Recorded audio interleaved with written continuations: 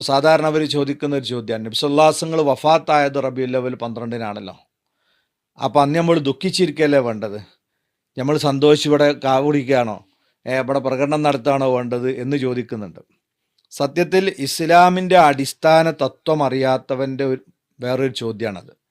ഇസ്ലാമിലുള്ള അടിസ്ഥാന തത്വം എന്താണെന്ന് ചോദിച്ചാൽ, ഒരു നിഅമത്ത് അള്ളാഹു തന്നാൽ അതിന് നമ്മൾ ശുക്ർ ചെയ്ത് സന്തോഷം പ്രകടിപ്പിക്കണം എന്നതാണ്. ഉദാഹരണം, ഒരു കുട്ടി ഉണ്ടായാൽ നമ്മളെന്താ ചെയ്യേണ്ടത്?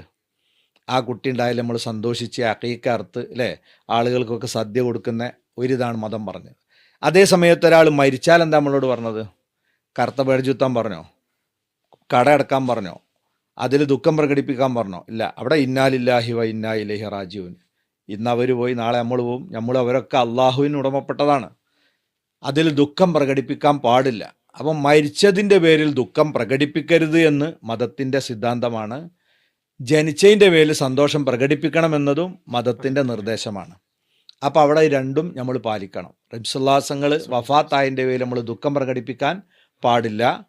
ജനിച്ചതിൻ്റെ പേരിൽ സന്തോഷം പ്രകടിപ്പിക്കണം എന്നാണ് മതത്തിൻ്റെ തത്വം എന്നതുകൊണ്ട് ആ സന്തോഷ പ്രകടനം നടത്തണം.